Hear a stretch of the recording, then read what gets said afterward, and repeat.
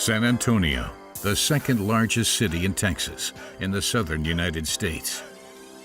It's here that we find Bexar County Jail. With 4,500 inmates, it is more densely populated than the Fleury-Mérogis prison in France, the largest prison in Europe. In the lead up to their trials, inmates spend several months here. Most of them are adults, but one unit is reserved for juveniles. All of them are younger than 18.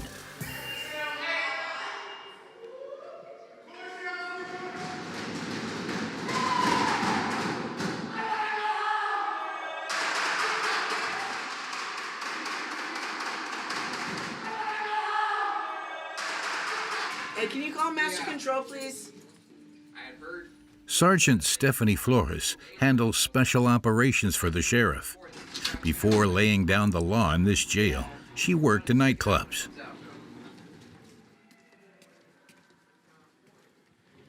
So,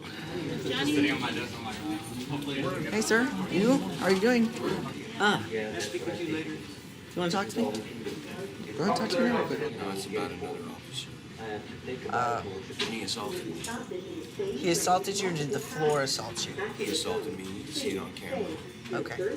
Yeah, Stephanie deals with this type of violence on a daily basis. Anything is possible, but whether it is, will I always believe my officers over the inmates? Absolutely. Legally, all of these inmates are innocent, but the conditions of their incarceration are very distressing. All right, go ahead. They love each other. However, love is not the reason these women are holding on to one another. It's cold? Yes. And that's why you are... Yes, we're trying to stay warm. They know that. Can we consider them still innocent?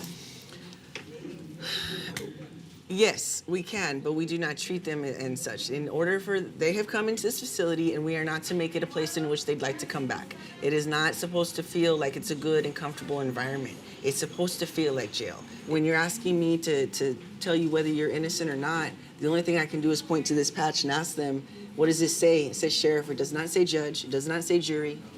It just tells me that this is my job. This is what I do. For Stephanie, there is no room for empathy here, not even for the mentally ill. You want me to open the door? Why? I'm sorry? Does my reality exist? Yes, absolutely, sir. Okay, I can't open the door. What? No, we're good. I gotta go. Yeah. In the United States, the number of incarcerated juveniles is equal to the total number of prisoners in France. To combat this phenomenon, Stephanie has designed a shock program for high school students in the city. Huh? We're gonna line you up. There's 12 of you, right? Okay, so 6 will go on one side, 6 will go on the other. All females. For a few hours, they will step into the shoes of an inmate, and Stephanie won't hold anything back. I'm gonna tell you right now, I'm not kidding around with you. Stand up. Get on the wall. Stand up. On the wall. Put your hands behind your back. These kids haven't committed any crimes, so their first experience of prison life is brutal. Got really intense really fast. Once again, ladies, there's no talking. If y'all do want to talk... And this is just the beginning. After putting on the inmates' uniforms, their hands and feet are cuffed. Once you're in here, you are technically being treated as an inmate. Females, stand behind here. Stephanie immediately introduces them to the harsh conditions in the prison cells. So I want y'all to see, you see all them in there. Just by looking at this in here, guys, I mean, tell me, that's awful, right? You see them laying on the floor. That's what they do, they lay on the floor. Peeing on herself. It's just disgusting. If you don't like it, well, then don't come to jail. That's my policy. To make a lasting impression on these teenagers, Stephanie takes them here. to the unit reserved for juveniles. The inmates are the same age as them.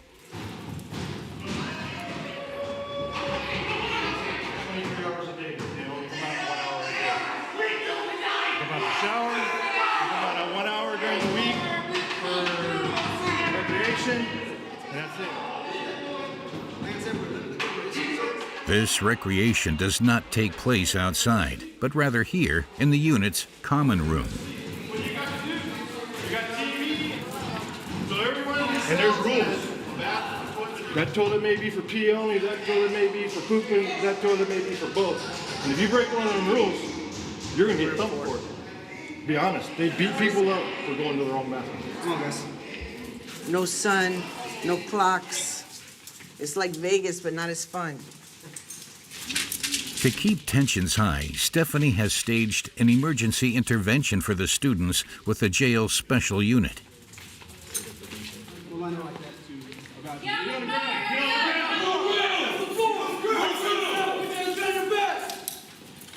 Hands on the front. Hands on your back. You're facing down. You're not looking up. Hands straight to the front. Take it on. Hold on. Put them up, let's go. Females first. First line. Stay where you're at.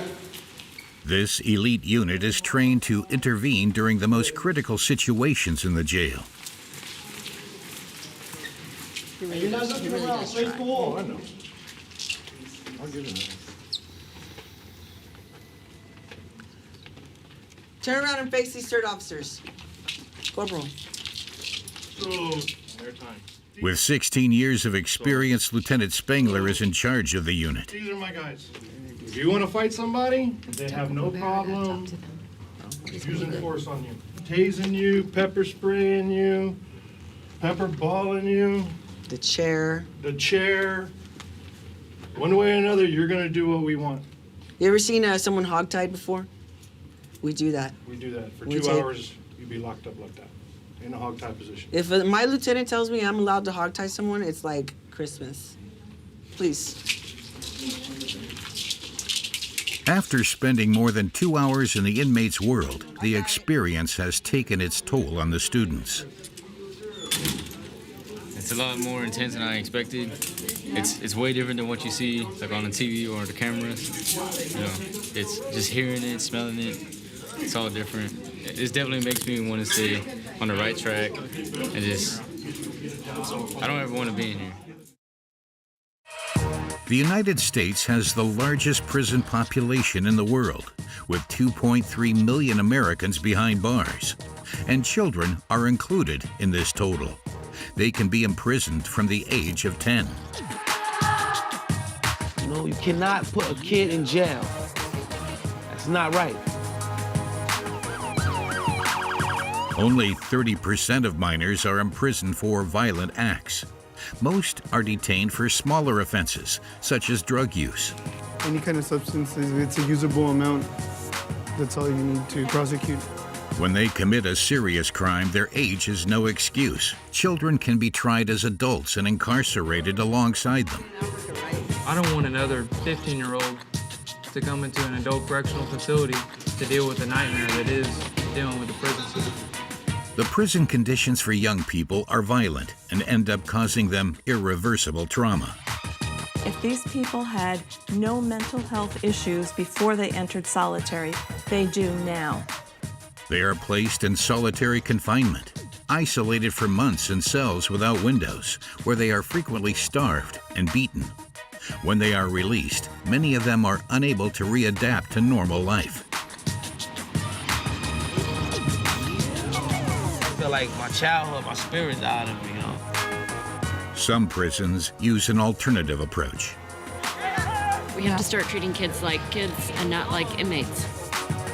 But this is still a very rare approach. America has chosen to punish its youth the hard way, occasionally pushing fundamental rights to the limit. Here, there is no mercy for kids who do not respect the law. La Jolla, one of the poorer cities in Texas, situated at the Mexican border.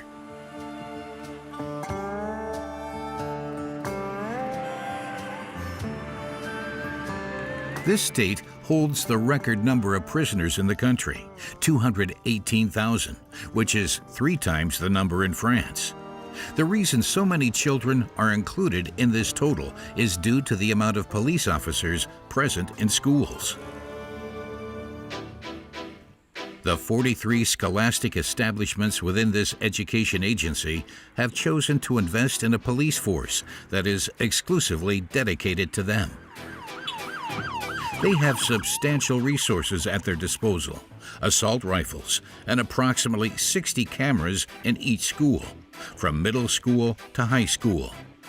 Captain Perez is in charge of surveying the students' every move. If I want to see what's going on at some of the other schools, I do have access. So all he has to do is just click and he can see what's going on.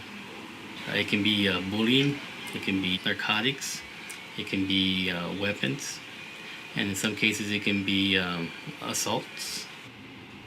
To ensure that all offenses are recorded, a system of paid informants has been put into place.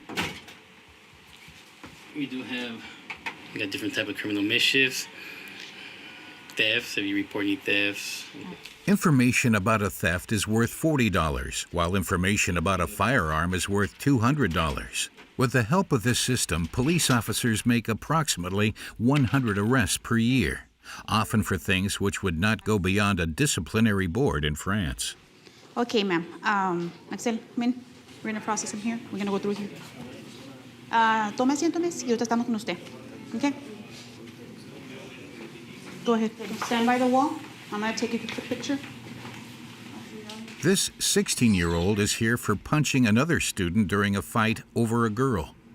A complaint has been lodged, so this young man will be treated like a criminal. Okay. You have the right to remain silent and not make any statement at all. Any statement you make may be used as evidence against you in court. I know what I did is wrong. Although there will be no prison sentence for him, this fight will haunt him for the rest of his life. It's going to be on file for there. Okay. With a criminal record, it will be difficult for him to get a school scholarship, a bank loan, or even a job.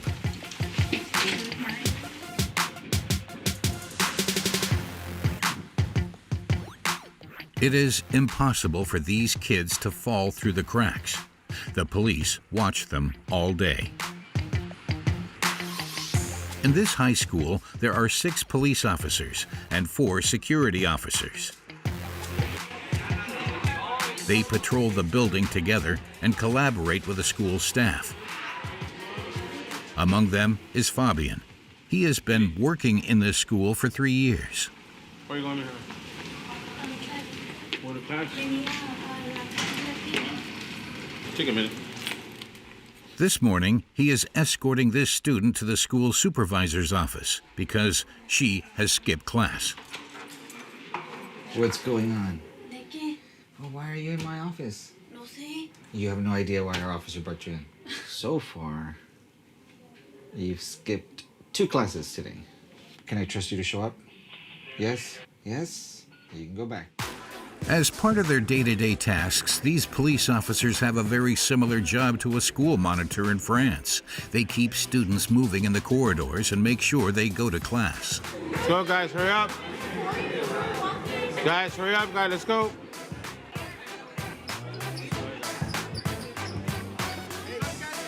Let's go, guys, hurry up. One-on-one.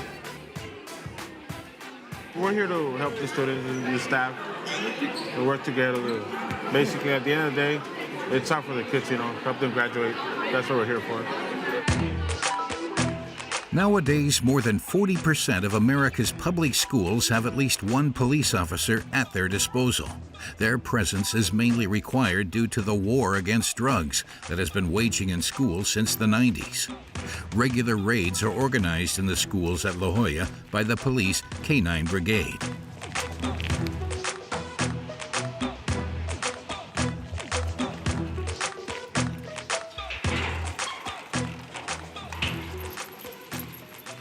We have a drug-free zone, which are the schools, and there is a zero tolerance at the schools also. Any kind of substance, it's a usable amount That's all you need to prosecute. The principal of this high school fully endorses this policy. The police officers escort her to the classrooms. We always welcome you. Okay. It's always good to be here. Good morning, everybody. Sorry to interrupt. She supervises the searches in the classrooms. You all to please step out of the classroom. Take off your jackets. Leave your backpacks. This is completely normal for the students. That makes it more secure in school because of the drugs that they might take out. Taking precautions, it's good to take care of our community, so it's not scary.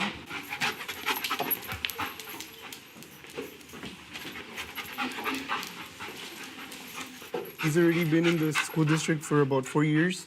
He knows what to do. He'll go in through the desks and work the classroom. They didn't find anything this time, but drugs are the main reason for police interventions in the schools in this area.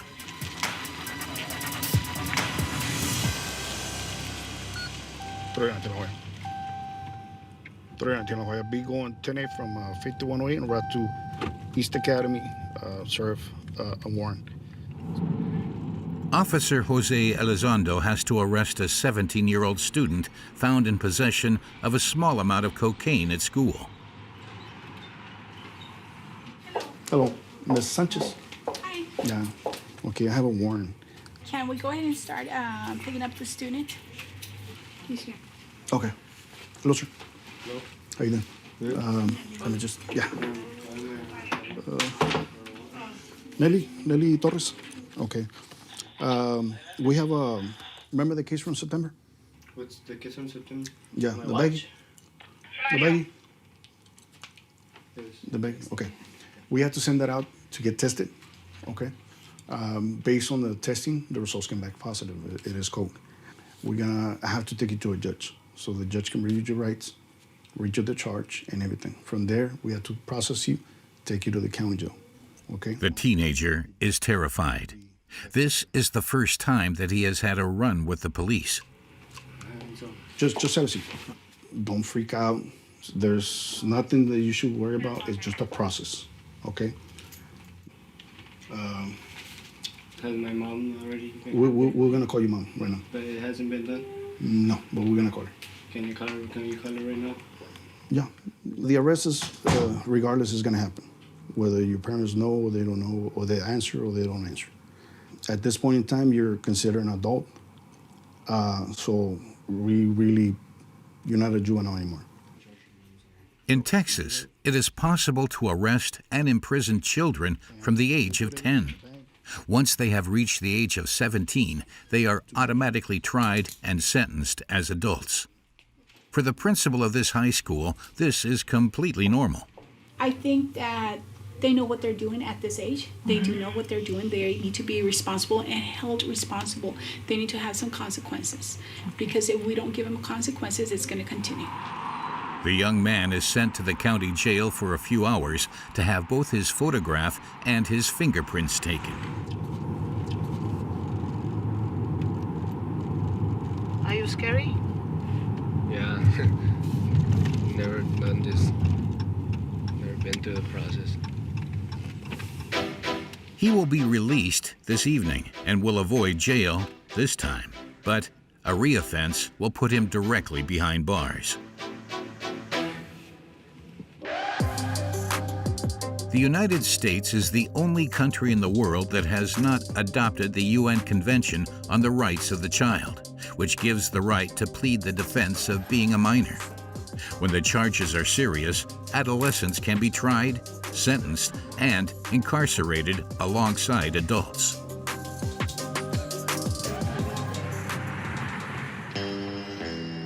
Brazoria, Texas, 500 kilometers north of La Jolla. This small town is known for its adult correctional facility, one of the oldest in the country. Austin Eversole was imprisoned here 10 years ago when he was only 15.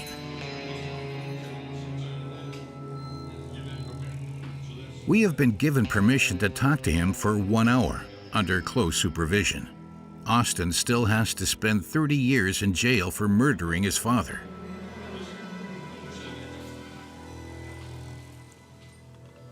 And I shot him because I thought seriously that my life was in danger, and he already had told me earlier in the day that he wanted to kill me, and he had a knife near him, so I snapped, and I wish I wouldn't have. Prior to committing the crime, Austin had already spent several years being beaten and humiliated by his father on a daily basis. Irrationally, I thought that by killing him, I would end the trouble and that I guess my life would be good.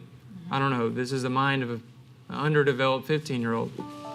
However, it is at this age that his court-appointed lawyer makes him sign an agreement, sentencing him to 40 years in prison without a trial before a jury.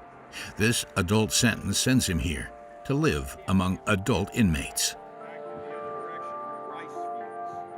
You're so young and you see these people, and a lot of the time you're like, oh, I want what he's got, or he's cool, or he reminds me of my dad, and that puts you in a trajectory to living a bad way because you're not around positive people.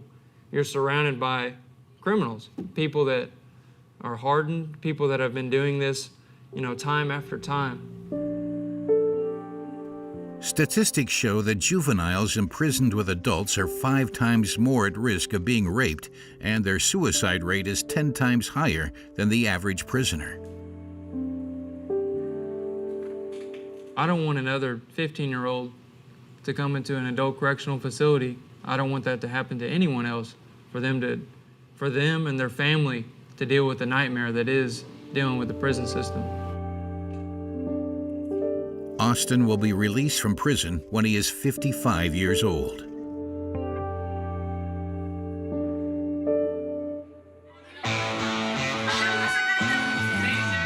In Texas, this severity towards juveniles has yet to prove its worth.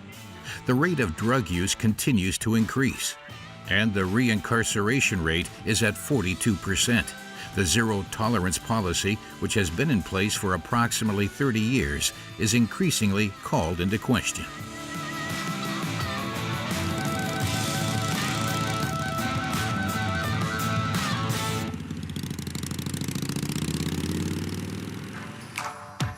Next, we head to the state of Utah in the east of the U.S. Here, juvenile justice has recently been the subject of a major reform. The reform's main objectives are to lower the prison population and to invest everything they can into rehabilitation. At the foot of the Wasatch Mountain Range lies the town of Ogden, population 90,000. Here we can find the juvenile detention center known as Mill Creek. We have been given special authorization to spend a few days here.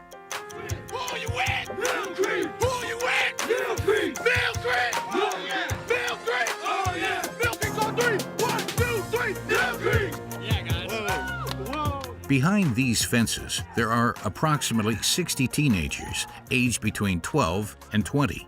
They have been detained for serious crimes, such as murder, robbery, and drug trafficking. Today, they are playing a game of American football against a team from another prison. This type of encounter is only possible in this part of the country.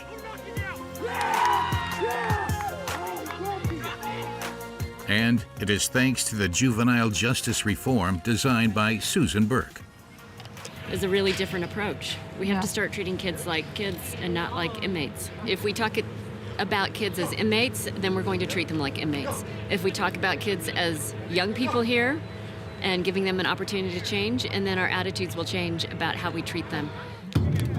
This is an ambitious mission, particularly since 90% of the inmates are members of gangs and sometimes rivals. And unlike in other prisons, these inmates are mixed, meaning there is constant tension. Because there was just a fight in the gym. I knew it.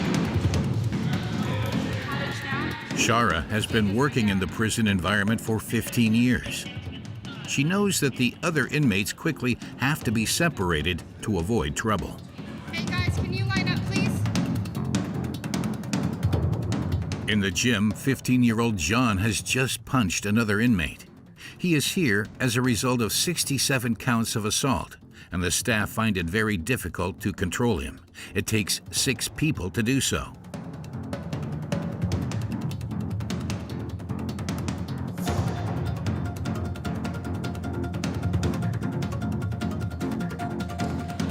Shara is accustomed to these kinds of situations, but this guard neither wears a uniform nor carries a weapon. She sees herself more as an educator. Ricky? That wasn't gang related. Rick? They're doing this? Nah, I don't want to see it. I don't want to see it. I don't want to see it. Shake my hand like that, sir. This is a handshake. We go like this, though. We go like this, then like She looks after approximately 15 teenagers in this unit. What is the term that you're using? A resident. It's a secure facility for kids. Secure. I will not say prison. Among these kids is 17-year-old Jose. He is a member of a gang. He was sent here a week ago for kidnapping and violent robbery. They wanted me to do adult time. And if I would have stayed an adult, I would have did 15 years to life. So I fought the charge, telling them to take me juvenile. So we went to agreement. In this agreement, there is a condition which hangs heavy over Jose's head. If he gets into a fight with another inmate, he risks getting a life sentence in an adult correctional facility. That's good. But your mom's worried about that. I'm not sure you want me to. Here, altercations between rival gang members are common. Hey, you know me, Salt Lake City on the map. Fuck scraps. You know worse. Stop. Stop. Shara intervenes to stop the situation from getting out of control for Jose. He just disrespected his gang, and so he walked away, so they don't fight. I know. So that's my room. Jose has a few rituals that help to calm him down. This right here, this is just like weekly goals. My goals are learn rules, find someone to trust, and staff-wise, find someone to trust, and respect everybody. I always respect everybody, so I've been doing good. Orientation. Since he only just arrived, Jose is monitored 24/7 by this camera. Get your first hearing and see if I'm not suicidal or stuff. It's kind of weird, because it's right there, and they could probably be watching you. In his cell, everything is secure. These aren't glass, these are metal. But if it was glass, it would break, and so you're hurting yourself, and they don't want you to hurt yourself. Yeah, that's small. So you can't make knives out of them. As in all prisons, violence is a constant factor. We about right here. All day, all right? Come to Utah, this is what you're gonna get. Most of the inmates join gangs at a very young age. Jose joined the Sureños when he was 13, and he didn't really have a choice in the matter. All my family's in it. All your family? Yeah, my whole family. Sell drugs, do missions, bus missions. Missions is what I'm in here for. Aggravated kidnapping, robbery. Did you have to do that? Yes, you get jumped 3 minutes straight. Like me, I actually got jumped one time by a whole bunch of my gang members because I told them that I was gonna calm down. I was gonna still bang. I got my ribs broke, my collarbone was broke, my jaw was wired shut. I had a couple of teeth knocked out. I had brain bleed in my head. My kneecap busted with a baseball bat. You can't run away from it. You can't run away from it. I mean, when I get back out, it's gonna be the same thing. You know what I mean? You have to do the same. I'm gonna try to be smarter and not get caught up. You would have to go back into your game? Yeah, kind of have to. You have to? You have to survive. And do you want to? Honestly, no. I'd rather be with my family. These teenagers find themselves in an inescapable situation. Kevin, are you going to get a green on? To help them get by, the administration team focuses on education. 1, 2, 3, 4, 5, 6. Like all American teenagers, these inmates go to class every day. The classes are held inside the detention center. Right side, guys. For Jose's unit, the morning begins with a biology lesson. Today's topic is DNA.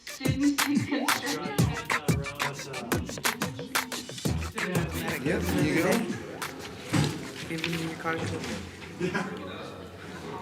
All organisms are made of cells. And their teacher, Mr. Thompson, has a few tricks to keep his students interested. So, your whole body is made of cells, okay? This is also why when they go to a crime scene and they want to collect DNA, all they have to do is look for cells that have fallen off the body of the culprit or the killer. Do me a favor. Now, it is time for some practical exercises with toothpicks and glass slides. In prison, these utensils can be turned into weapons. Where does this go? Trash. Okay, it goes in the trash. Throw them away. Don't try to steal them or take them, okay? Make sure it gets in the trash, all right? You know, so whenever we use equipment, whether it's glass or metal or even a toothpick, you want to make sure you get everything back, you know, in your possession so the kids don't take anything with them. The teacher is assisted by Shara, who has a very sharp eye.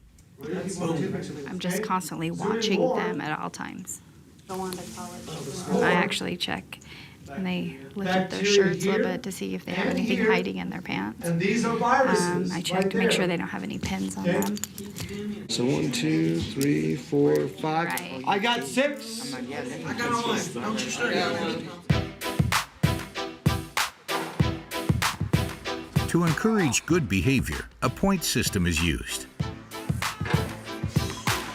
This allows them to obtain certain benefits, like getting more time to play outside, or the chance to participate in some of Marty's classes, a therapist with a unique approach.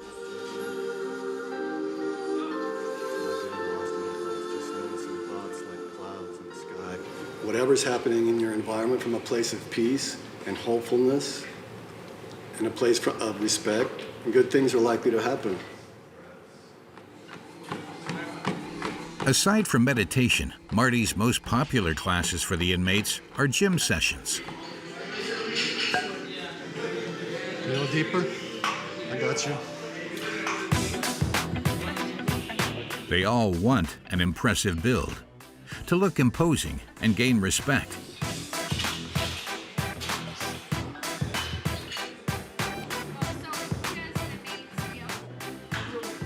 This is especially true for Chris, the youngest among them. He just turned 14. He is often teased. Hey, he's a cutie. Because it's young? Yeah. It's like an innocent little kid. For him, getting toned is practically a means of survival. Watch out my chest. You want to be strong? Yeah. Why? Strong. Beat people up. This is not the therapist's goal. He wants to teach them self-control. Most of them have histories of abuse and neglect in childhood. Abuse, neglect, abandonment, which leads to kind of like problems in behavior. The practice is helping the kids learn that they can use their bodies as a way of kind of managing emotions and finding mental well-being. Thanks, Marty.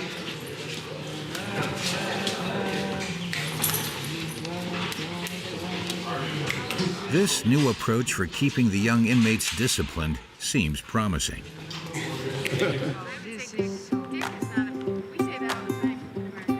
The reoffending rate in Utah has started to decrease, but it remains to be seen whether this concept will spread to other states, since for the last few years, the United Nations has been denouncing the torture practices prevalent in American jails.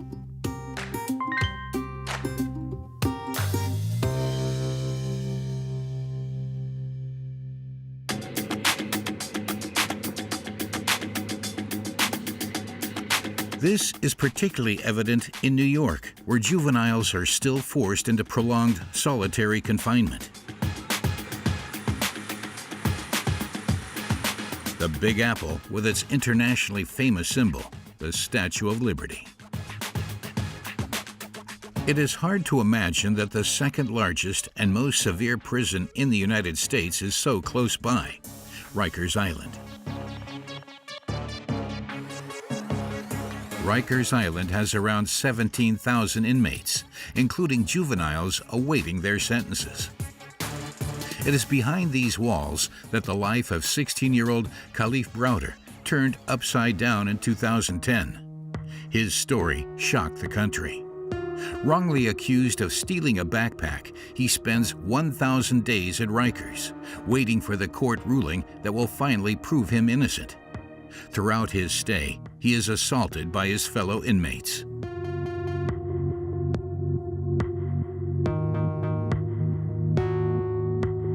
This footage shows a crowd of inmates beating him up.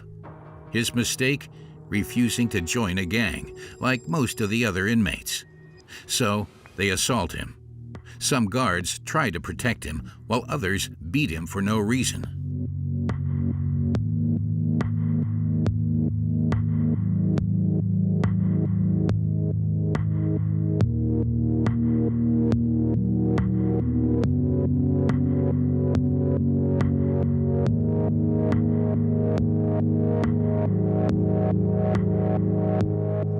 For his own protection, he is sent to solitary confinement, otherwise known as the hole.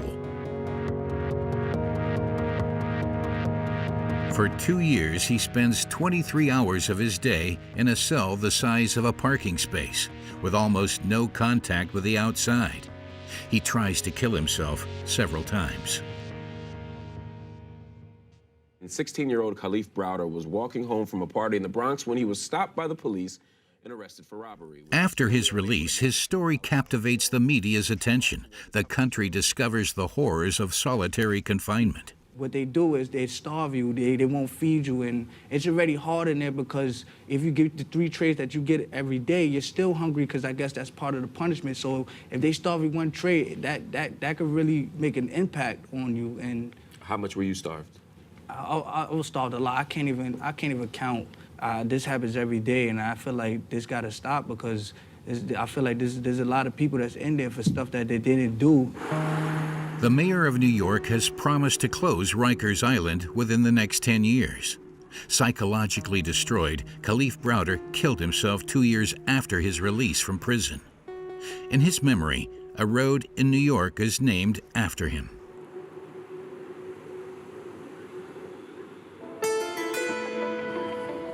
We were able to talk to a woman who worked at the heart of the system, in the unit where Rikers Island's 500 solitary confinement cells are located.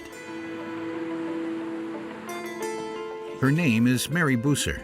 She worked there for 8 months as a psychiatric assistant, and what she saw there traumatized her for life.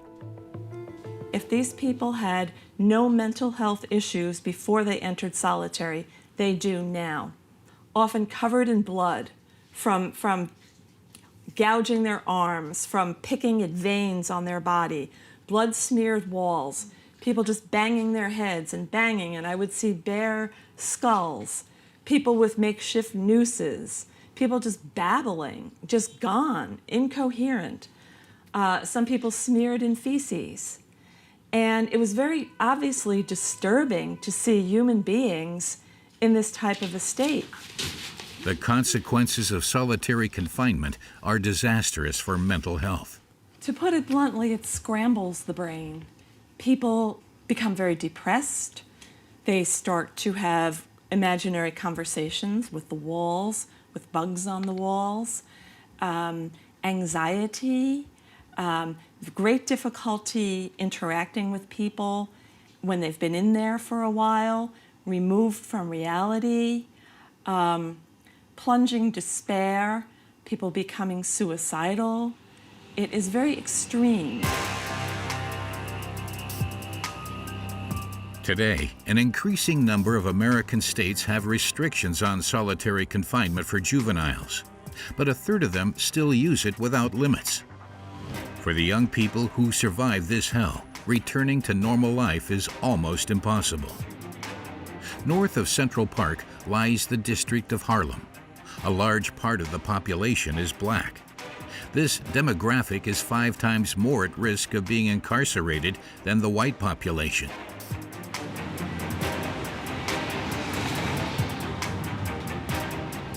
Reginald and his cousin were born here. This is Harlem. This might be the best neighborhood in the 5 boroughs. You know, people like to dress. Not too much of that gangster stuff. You know, we don't do that over here. We don't play that. He never thought he would see Harlem again. Accused of murder at the age of 16, he spent 6 years at Rikers, half of which were in solitary confinement while he waited for his sentence. Yeah, no man. Yeah, I like this. I see you. After being proven innocent, he was released in February 2018, but he is struggling to readapt to life on the outside. Certain things out here can make me react to like I'm in a box, you know? I just can't get nervous. I can't be around a lot of people. Shaking people's hands and them touching me, I can't handle that. It's creepy to me, man. You know, the social life, man, because the box that put me in there, like, I've been so used to being alone. Reginald knows everyone in this neighborhood. Many of his friends have also spent time in the box, the nickname given to the isolation cell. I'm 30. He been in his adolescent before, too. Yeah, I've been there since I was 18. He was there before me. Out of 10 years, I was in the box for 4 years. Too, growing up in the box. You know?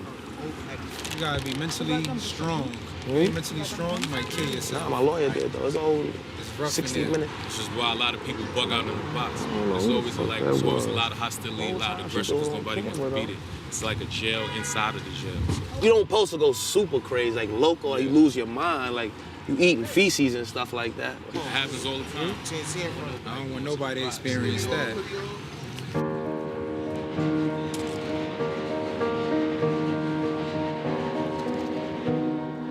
All those years spent in prison have scarred Reginald for life. He has suffered both emotionally and physically, which is evident from this scar on his face. It was the result of a fight with another inmate. Come here all the time.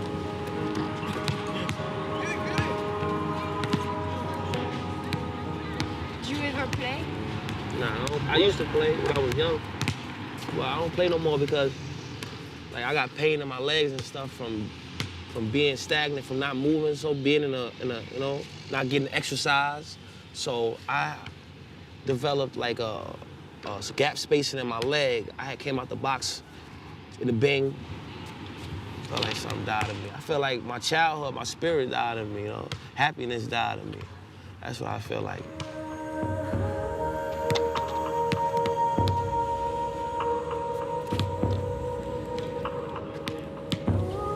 Today, Reginald is unemployed. As with his physical disabilities, it is very hard for him to find a job. While he searches for work, he lives here with his cousin in their family apartment.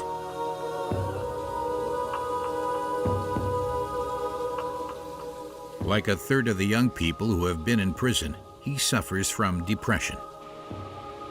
The box of medicine on his shelf is always there to help him fall asleep. But what worries him the most is the anger inside him that he says never fades. Certain things that's not okay, it's okay, you know. To lash out, to beat on a gate and for attention, to act like animals, it's okay while you in there. But when you get out, you like, yo, I was just doing this, like, I can't believe that was me. I didn't want to be this person, this aggressive person, this, you know, this sometimes hateful person. You know, sometimes I hate things for no reason, man, and I don't understand why. I still feel 16. You know, I don't feel like I'm a grown man. You know, so I was lost. I'm lost. I'm still lost. Like, I never grew. You didn't give me a chance to grow my mind. You know, you can't put no kid in there. You know, you cannot put a kid in jail That's not right. He's a cat. He's a child. Now he holds on to the hope of being awarded damages from the state of New York.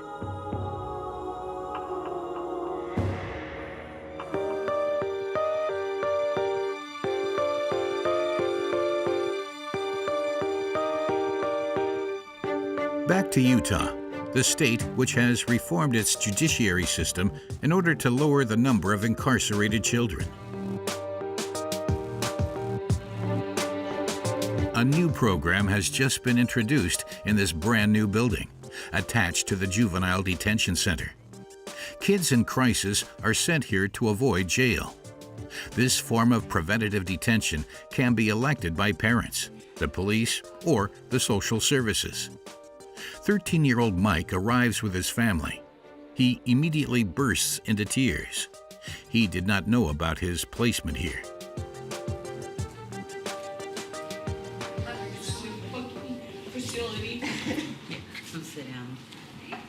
Unsure of how to deal with his behavior, Mike's mother and grandmother have chosen to send him to this secure center.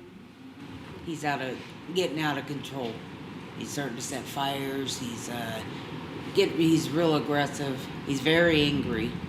Tries to steal my cigarettes, and he smokes in the house, and he puts them out on his mattress, and we don't want him to end up in prison and further when he gets to be an adult, because that's the direction he's heading in. Mike will stay here for the maximum duration of 30 days. So our program, we have activities that if he wants to go to, that we would go to Archway and ask him if he wanted to go. They're voluntary, so we wouldn't force him into doing them. These are the rights and responsibilities of our program. Emotional regulation classes. Should I take them? These are our rules. Take them. Okay, I'll go to DPT. I just wanted to make sure he was still because. Mike has trouble breathing. He is very worried about being separated from his family. Although he is old enough to be detained here, he won't let go of his stuffed animals.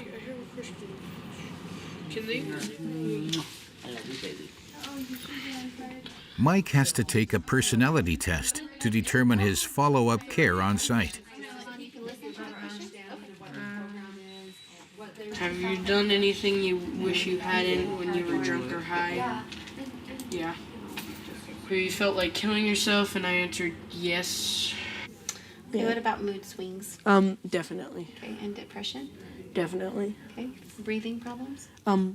Does it count if when I get angry I go like No, because I think we Okay. covered that in the Okay. beginning. You have 2 stuffed animals. Mike struggles with addiction and psychological problems, but he completely understands what is going on. It's mainly to help them understand whether or not I'm safe to be here or if I have to go to a more serious facility. Can you grab your bag? Yep. Let me open that. Oh, yep. He has already spent a few days in this facility, so he knows his way around. Some bedding for you? Sure. And then, Yeah, there's, this is a wooden bed because they don't want kids, having metal beds because they can take the springs and injure themselves. And this is foam bed so kids can't use it to suffocate themselves, just like with the pillow. It's kind of like really small, like a cell.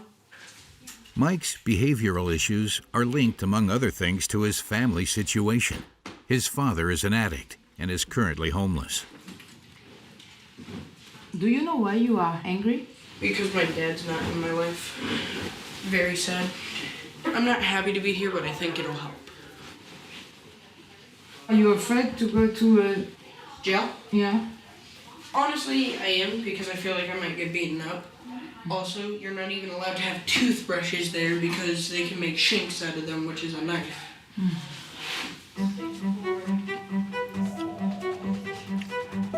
These adolescents are here for problems linked to drugs, abuse, or violence.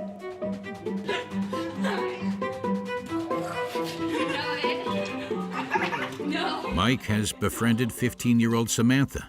She is here to get away from her mother, who hits her.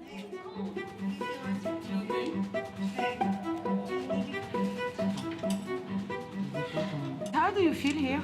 What? Safe. Yes. It's true. I feel safe. What are you laughing at? I feel like I'm caged. Well, yeah, but it's a good kind. This is not a good kind of cage. Oh? Good point.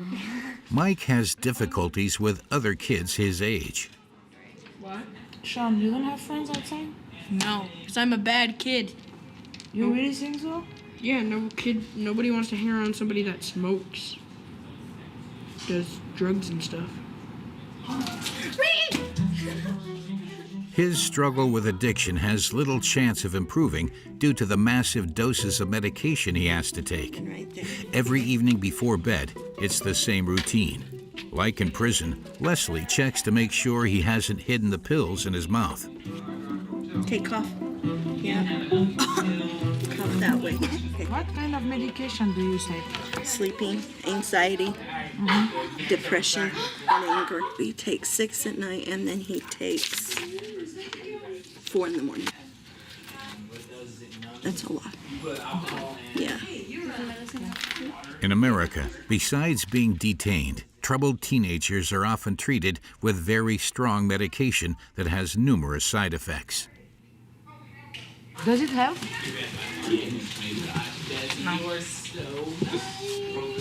How do you know? Because I don't think it does. Even so, he still asks for more types of medication. I have no melatonin here. We can ask the nurse tomorrow. I can't sleep without melatonin. Your room for a second. Melatonin is a medication which can help people to fall asleep.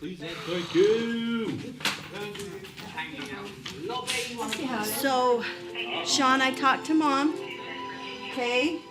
And Mom says you're going to be fine without it tonight. That's fucking bullshit. Okay. I can't sleep without it. She said you'll be fine, but she'll be in tomorrow. I'm not gonna sleep without it. I can't sleep.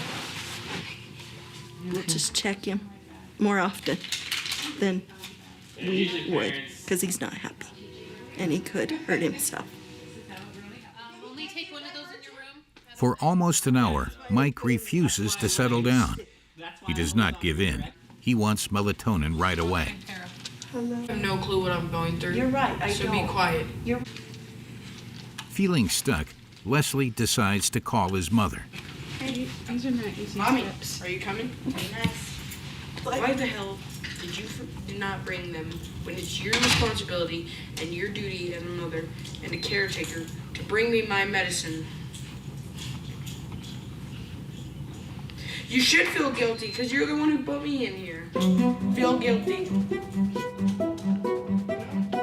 Mike finally falls asleep without melatonin at around 11 p.m.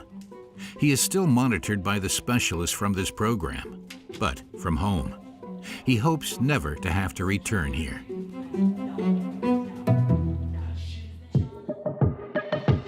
Cut off from their families and disrupted in their schooling, incarcerated adolescents are exposed to violence and trauma that jeopardize their development and scar them for life. They return to society lost and stigmatized, often with no other prospect than that of falling back into crime.